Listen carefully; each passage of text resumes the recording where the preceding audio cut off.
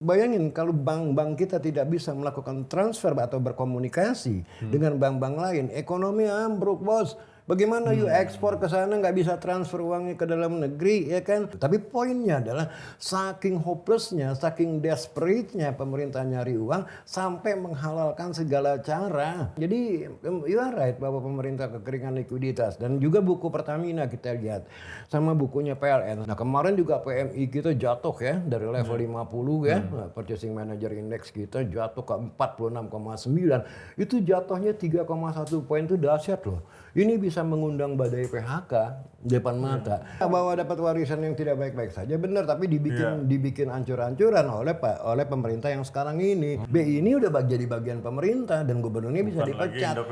Udah nggak ada independen, artinya ya ini akan dijadikan mesin pencetak uang oleh pemerintah gitu. Kalau pemerintah benar-benar kepepet nih Prof, hal yang paling gila yang harus dilakukan sebetulnya apa sih? Semua dipajakin. Nggak ada terobosan apa gitu Prof yang mungkin Prof bisa sampaikan kepada Wah udah pemerintah? terlambat menurut saya. Ini bom waktu yang siap meledak loh, hati-hati loh pemerintah.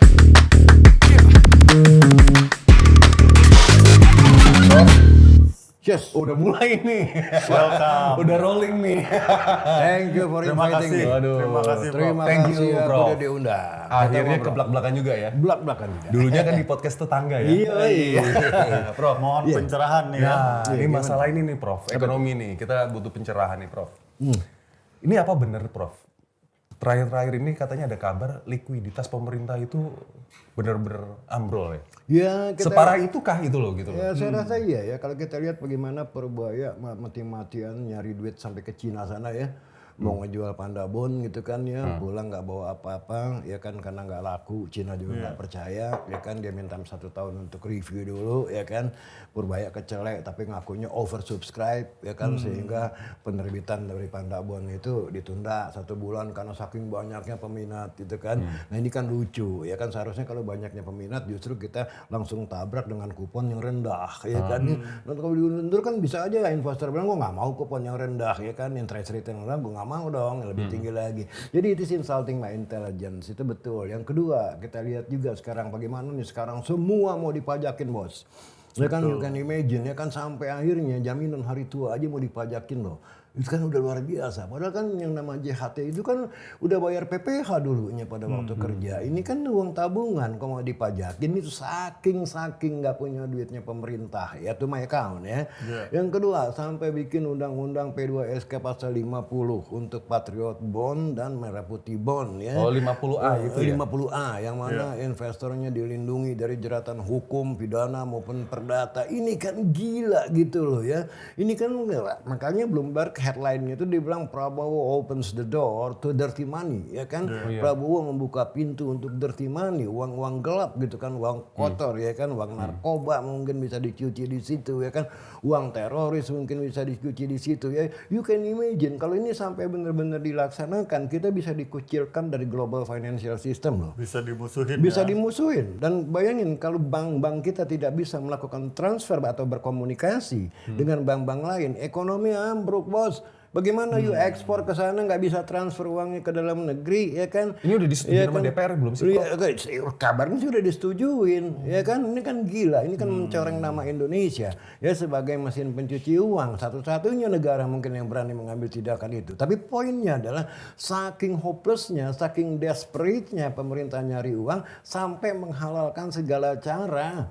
Mengambil jalan-jalan shortcut Jalan-jalan seperti yang sesat gitu loh ya. shortcut seperti itu, Iya, tapi shortcut. dampak Panjangnya hancur ekonomi kita kalau sampai dikucilkan perbankan kita dari global financial system. Mau ngapain bos? Ya kan, even you transfer ke anak you yang sekolah di luar negeri mungkin nggak diterima, ya kan? Kan dicurigai ya ini duit kotor gitu kan ya, karena dari perbankan yang kotor kan gitu ya kan. Jadi you are right bahwa pemerintah kekeringan likuiditas, dan juga buku Pertamina kita lihat sama bukunya PLN. Setahu aku itu akhir 2025 PLN tuh masih punya tagihan ke pemerintah 110 triliun loh, belum dibayar. 111 hampir ya. Iya kan, 111 something. Pertamina 4,5 miliar US dollar ya. Defisitnya kita kemarin tuh di bulan Mei, kalau nggak salah Mei apa Juni itu ya, 180 triliun, udah naik lagi dari 160 T. 164T di bulan Mei, 240T di bulan April ya. Tapi ini it keeps going up gitu loh ya. Defisit APBN aku nggak yakin juga pemerintah akan berhasil menahan defisit APBN di bawah 3% melihat kedodorannya keuangan pemerintah ya kan. Nah kemarin juga PMI kita jatuh ya dari level 50 ya. Purchasing Manager Index kita jatuh ke 46,9. Itu jatuhnya 3,1 poin itu dahsyat loh. Ini bisa mengundang badai PHK depan mata dan konsekuensinya bagi keuangan negara kembali lagi kalau badai PHK ini muncul di semester kedua banyak pabrik-pabrik yang tutup tentu penerimaan dari pajak akan berkurang ya kan sementara pengeluarannya mereka tetap gila-gilaan ya seperti MBG, KDMP yang notabene udah jadi sarang korupsi kok MBG itu kenapa nggak dibubarkan malah ada demo-demo tadi katanya di Monas yang mendukung MBG gitu kan. Iya. Prof itu saya mau balik lagi ke awal deh. Sebabnya tuh kenapa sih kalau kok begini cash flow kita kok jadi tiba-tiba nih ketat begini tuh kenapa? Ya karena kebijakan yang salah ya itu pertama kan udah. Apa karena kena dari kebijakan sebelumnya presiden sebelumnya atau enggak juga? Enggak bahwa dapat warisan yang tidak baik-baik saja benar tapi dibikin ancur-ancuran oleh pemerintah yang sekarang ini. Coba bayangin bakar duit sampai 335 triliun ya untuk MBG. Emang itu duit kecil, Bos. Uang 335 triliun itu tuh bisa bangun transportation system yang luar biasa loh. Ya untuk mengurangi logistik cost kita yang sangat tinggi di Asia ya kan. Ini dibakar hidup-hidup itu duit, dibilang investasi. Bagaimana sih orang makanan kok dimakan keluar di belakang investasi apa? Ini urusannya panjang MBG ini kan salah satunya menurunkan rating kita karena program pemerintah di jaringan sosial bukannya apa yang bisa berinvestasi untuk memberikan bener. hal Nah yang itu yang lebih positif jelas untuk ya kan. Even pada waktu kita bilang tahun 2025 pertumbuhan kita 5,11%, nggak lama kemudian angka yang tinggi itu di downgrade oleh Moody's and Fitch. Outlook kita diturunkan dari stabil ke negatif. Artinya mereka tidak percaya dengan angka itu. Iya, Prof. Yakin kan itu fabricated atau real Iya, numbers? nah itu banyak orang yang curiga bahwa ini fabricated sebab dari kuartal kedua tahun 2025 itu udah nggak masuk angka pertumbuhan 5,12%. Dan kita tahu pada waktu itu kita mengalami apa yang namanya lebaran pemudik tuh drop 24,5%. Itu kan menandakan middle income class kita nggak punya duit. Tiba-tiba naik ke 5,12%, 5,39% di kuartal keempat dan pada waktu itu kita tahu undisbursed loan itu 2.735 triliun di bulan September loh. Ya kan artinya apa kredit nggak ngucur gitu kan dengan single D. Jadi banyak sekali yang nggak percaya dengan angka-angka yang dikeluarkan oleh BPS. Karena terlalu banyak gimmick selama ini mungkin ya, Prof. Ya. Betul. Prof benar nggak sih nih Prof ada rumor nih kalau misalnya September ini sebetulnya ASN udah bisa nggak gajian gitu loh. Ya itu yang P3K P3K itu ya kan dana transfer ke daerah itu kan dipotong sampai 58% demi MBG gitu kan. Ini sekarang kan lagi diperkarakan ke Mahkamah Agung ya atau ke Komite Yudisial ya. Apa aku nggak tahu lah caranya bagaimana secara legal gitu kan ya. Konstitusi kan ya kan. Masa sih MBG disebut dana pendidikan sendiri menyunat dana pendidikan. Menyunat pendidikan gitu kan ya dan ini nggak tahu ini ide siapa gitu loh ya bela-belain MBG kayak begini gitu loh ya. Udah notabene 40.000 orang keracunan ya kan. Dan kalau memang benar nggak usah di stop tapi dirasionalisir ya. Kalau dirasionalisir untuk daerah-daerah tertinggal paling dana yang dibutuhkan 10-20 triliun. Tidak ratusan triliun ya kan sedangkan untuk tahun depan katanya memang udah dipotong menjadi 272 triliun itu kan dana yang gila walaupun dipotong.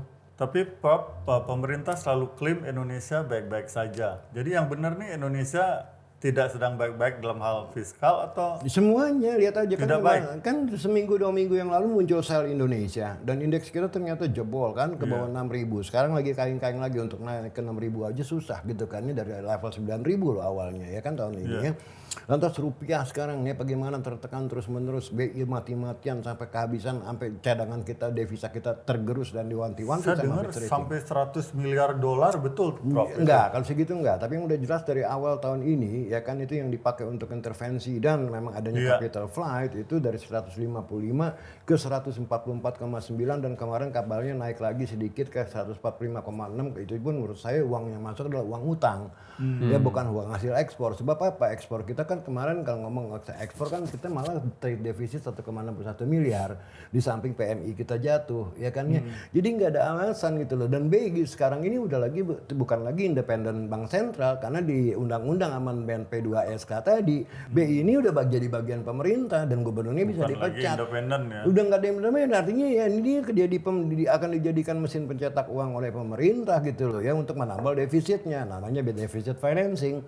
Ya kan jadi semua udah asing udah nggak percaya bos, percaya sama saya, asing udah nggak percaya. Terus mau misalnya melakukan pinjaman kemana kalau nggak percaya semuanya begitu? Sekarang kalau kita lihat ya peminat dari SBN aja, surat berharga negara itu udah turun drop ya kan. Beberapa tahun yang lalu peminatnya 4-5 kali apa yang diinginkan oleh pemerintah. Misalnya pemerintah pengen mendapatkan uang 100T ya kan, peminatnya yang masuk tuh 400 sampai 500T. Nah kemarin yang terakhir lelang itu setahu aku 36T peminatnya cuma 50T bos, cuma 1,5 1,6 coverage rasionya ya, nggak 4-5 kali lagi. Artinya pemerintah udah sangat kesulitan nyari uang di dalam negeri ya kan, sampai akhirnya terjadi kekeringan juga likuiditas rupiah karena BI sangat aktif sekali. BI kan kalau aktif begini bos, kita lihat SRBI sekarang nih yang surat Bank Indonesia yang tenornya cuma 1 tahun itu yieldnya 1,79 loh, lebih tinggi dari SBN. Nah BI kalau melakukan intervensi kan menjual dolar menarik rupiah.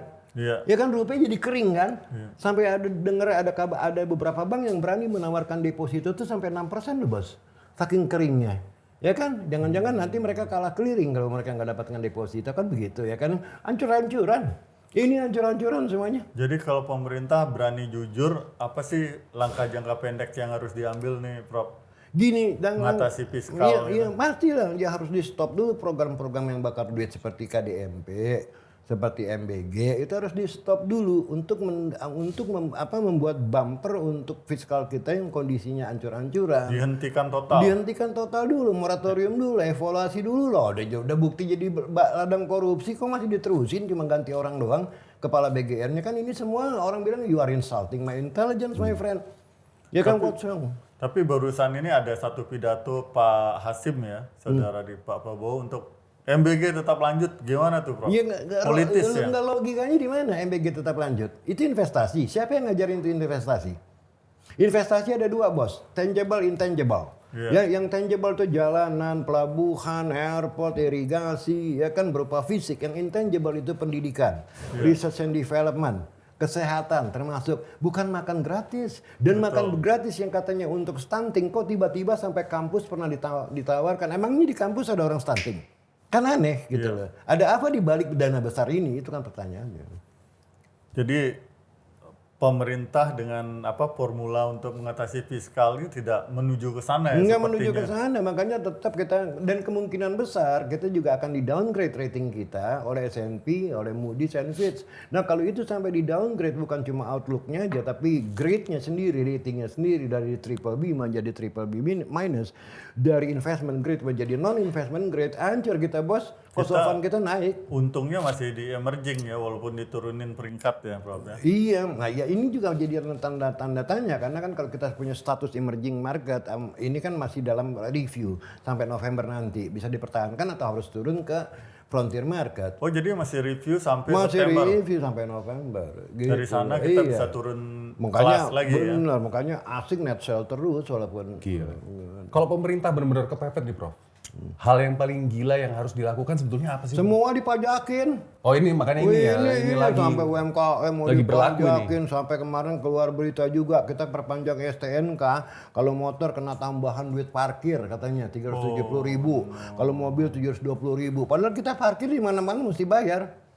Prof, menurut Prof apakah pengenaan pajak itu ada satu titik anggap deh equilibrium itu bahwa harus pas angkanya. Kalau kelebihan malah memberikan tekanan kepada ekonomi. Nggak ada. Ya harusnya diturunin ya iya, untuk harusnya diturunin. memberikan percepatan ekonomi. Nah, untuk memberikan space, ruang kepada swasta kita ini spending dan investasi. Pemerintah seperti di Indonesia harusnya penerimaan pajaknya dibikin rendah serendah-rendahnya karena apa? Karena pemerintahnya pertama tidak produktif dalam spendingnya, seperti bakar duit ya kan ya. Ini kan duit kita yang dibakar ya kan, yang seharusnya kita bisa investasi gitu. Yang kedua ya tadi ya kan bahwa pemerintah ini ya ladang korupsi. Bagaimana ya, masa kita mau bayar pajak untuk dikorupsi? Istilahnya sih nggak ada menurut saya orang yang waras yang mau bayar pajak untuk dikorup gitu kan. Beresin dulu korupsinya, bisa nggak ya kan? Provide semuanya, public transportation, public utilities ya kan, semua service-service untuk publik ya kan. Orang akan berani bayar pajak gitu loh ya. Seperti ada pattern setiap saat pemerintah kekurangan uang ada pajak baru ya. Ini pajak baru selalu ada aja. Nah tadi makanya saya bilang ya, jaminan hari tua itu kan udah bayar pajak PPH. Iya. Kok masih mau dipajakin lagi? Jadi double dong ini. Double dong, itu double taxation, ini kan gila. Betul. Jadi benar-benar kita prihatin dengan kondisi fiskal negara kita saat ini ya Prof ya. Sangat. Sangat prihatin ya. Nggak ada terobosan apa gitu Prof yang mungkin Prof bisa sampaikan kepada Wah udah pemerintah. terlambat menurut saya. Kalau tahu sekarang misalnya seandainya pemerintah bilang, gua stop nih MBG, gua stop KDMP, ini belum tentu investor percaya. Ini masalah berkredibilitas. Nanti investor bilang ya sekarang aja lo bilang iya ya, besok kok nggak tahu lo ngomong apa lagi. Kalau misalnya nih ada reshuffle gitu, Tidak cukup ya. Udah nggak cukup, udah tim ekonomi misalnya gitu loh. gini bos, ibaratnya nih kanker dari stadium 1 tuh masih bisa diobatin, dan pada waktu itu kan aku teriak-teriak, ya kan ini nggak bener semua, dan apa yang aku ramalkan terjadi, dolar 17.000 ternyata 18.000. Outlook ekonomi kita di downgrade ternyata benar di downgrade. Aku udah ngomong duluan, indeks harga saham gabungan bakal jebol ke 5 ribuan terjadi. I'm not talking any nonsense gitu loh. I have the reason gitu kan ya. Nah sekarang masalahnya kanker ini dari stadium 1 udah stadium 4. Bisa nggak kita bangkit nih Prof? Pertanyaannya. Sulit. Sulit. Sebab di mata investor, gini, walaupun di mata rating agencies kita masih investment grade, tapi di mata investor, terutama dana-dana pensiun di Eropa ya, seperti di Inggris, di Belanda, di Jerman, itu udah menganggap kita non investment grade. Ini berarti udah, kalau ada waktu 5 tahun gitu belum bisa pulih kalau let's say mulai bulan depan nih kita bikin tindakan Ini terlambat ya Prof? radikal. Terlambat karena memang udah satu ya, terlambat, dan yang kedua kembali lagi seperti yang aku bilang, demokrasi ini menjadi bencana buat kita. Sebab apa? Sebab setiap 5 tahun investor berpikir siapa lagi nanti yang akan jadi pemimpin ya kan. Nah setiap ganti pemimpin bisa ganti regulasi bos ya kan. Nah terus gimana tuh Prof? Kalau misalnya nih Prof aja bilang ini kayaknya udah terlambat nih. Kanker aja udah ibaratnya udah kanker stadium 4. Itu bener Prof? Ya kalau menurut aku sih begitu, karena apa? Kembali lagi kita lihat kemarin udah mulai perusahaan Jepang ya, raksasa Jepang ya, Toyota ya. Mereka pindahin ya pabriknya dari Jawa Timur ya kan ke Vietnam sana gitu kan ya. Jadi saya bayangkan juga dengan PMI yang drop dari 50 ke 46,9, ini badai PHK di depan mata bos. Ya kan kalau badai PHK di depan mata, nah, recovery-nya tuh nggak gampang bos. Misalnya kita nih mengalami ke resesi ya kan, itu nggak gampang kita langsung bangkit lagi. Karena apa? Asing nggak percaya. Trust issue ya di sini ya. Ini trust issue, ini masalah trust issue. Nah kalau masalah trust ini udah di luar masalah kognitif, kan? Ya, karena ini udah masuk masalah psikologis, ya kan ya. Ya sama kayak orang kawin lah, suatu hari bininya udah memaklumi, lakinya tiap hari main bencong gitu kan ya. Satu saat dia bilang, gue udah nggak main bencong lagi, udah nggak dia percaya. Gitu. Ya kan ya. Analogi bencong ini. Pas. Ya kan kayak gitu, jadi udah patah hati gitu loh ya. Asing tuh udah patah hati, percaya nggak gampang recovery-nya. Kepastian hukum jadi Waduh masalah. banyak mas birokrasi yang gemuk ya, tidak efisien. You can imagine ya, Amerika aja punya menteri cuma 16 loh. Ini negara ya punya menteri dan wakil menteri 108, bawah 9 lah. Regulasi yang kapan aja bisa berubah ya kan, korupsi yang merajalela di mana-mana gitu kan. Nah ternyata kemarin blackout PLN itu juga kan kekurangan batu bara katanya ya, ternyata ada permainan korupsi juga ya. Permainan RKAB Prof, yang saya dengar ya kan. RKAB, jadi diganjalnya di SDM yang berita-berita di ini ya. Nah, gimana orang mau bikin pabrik di sini kalau nggak pernah, pasti jangan-jangan tengah jalan mati listrik, men, gue bisa produksi apa kan gitu. Ini boleh dibilang performa pemerintahan yang sangat buruk ya? Sangat buruk. Dan Terburuk mungkin ya? Mungkin sejak kita reformasi ini pemerintahan yang paling buruk, ya kan? Karena sifatnya anti bisnis, dan yang kedua korupsi merajalela di mana-mana ya, bahkan boleh bilang proyek-proyek udah jelas rawan korupsi masih aja dibelain gitu kan, harus diterusin gitu kan ya. Nah ini udah paling buruk kalau menurut aku. Kenapa ya pilihannya harus di situ gitu. Seperti mohon maaf Prof, seperti Prof sampaikan tadi bodoh. Ya gini, buat mereka mungkin bukan bodoh ya kan, mungkin mereka punya target-target tertentu kan kita nggak tahu ya kan. Tapi dari kacamata kita ya udah jelas itu bodoh ya kan. Ya udah jelas-jelas terbukti kok kepala bagiannya ditangkap ya kan, bukannya di moratorium masih masa mau diterusin gitu kan ya. Pasti kan orang yang waras masih curiga, ada apa ini dengan uang besar ini, mau dibancak terus apa, kan bisa. Atau Prof melihat ini pure bahwa pemerintah tobat bahwa ini nggak bagus nih pelaksanaannya, atau hanya cover up problem yang ada, jadi oke ini masalah Tutup sementara. ditutup gitu loh. Ya nggak ada tanda-tanda bahwa pemerintah ini memang mau tobat gitu loh ya. Bahkan Nggak tadi ada, tadi ada demo di Monas yang membela MBG katanya, padahal mahasiswa kan udah teriak-teriak ya kan ya. Ada dulu ya, MBG disetop, Koperasi Desa Merah Putih kita tahu tuh dari banyak-banyak podcast, ada yang dibangun di kuburan, katanya ya, ada yang dibangun di hutan, Di atas gitu gunung. kan, ya. Di atas gunung. Yang penting project Yang lah penting itu. project gitu kan, ternyata juga dikorup 800 juta ya, bangunannya dibilang 1,6 juta, 1,6 M, padahal kontraktornya cuma dapat 800 juta. Coba bayangin kan 810 ribu itu 64 triliun loh duit yang kebakar. Prof, kalau ini misalnya nih, Prof itu dimintain pendapat lah sama dari sisi pemerintah. Apa yang Prof lakukan, Prof, 3 bulan ini?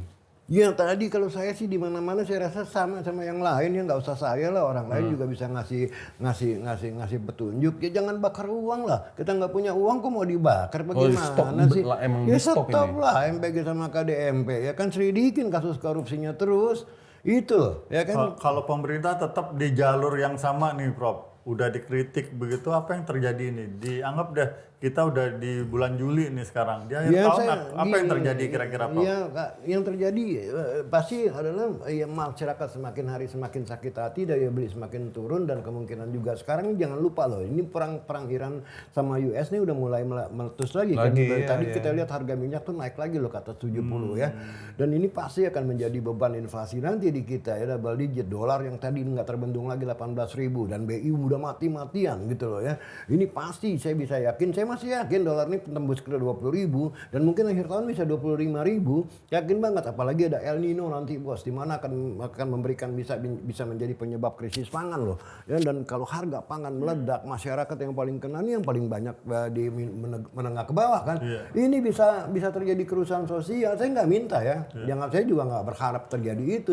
Tapi masyarakat kan ada batas kesabarannya gitu. Ini juga kita punya neraca perdagangan tuh kan sekarang pertama kalinya defisit. Itu setelah 72an surplus ini kan dari masih something wrong. Kira-kira penyebabnya apa Prof? Ya penyebabnya ya tadi lah. Pertama kita harga minyak pada awalnya kan itu memang tinggi sekali sampai 120. Kita minyak kan masih impor ya 50%. Yang kedua dolar yang tinggi.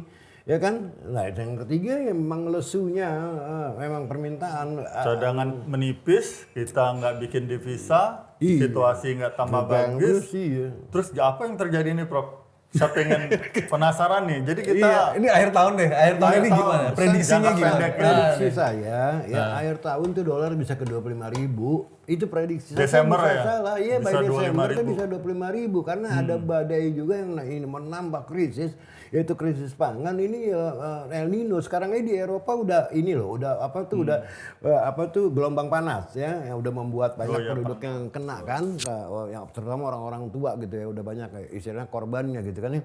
Dan yang kedua kembali lagi devisa kita sangat reot ya kan ya, dan kalau apalagi kalau sampai di downgrade rating kita oleh rating agencies nanti, dibeli warning aja ya, kapital tambah kabur bos, asing tambah kabur. Dan kalau asing kabur, sekarang ya swap ini, posisi swap di BI 37 miliar US dollar loh.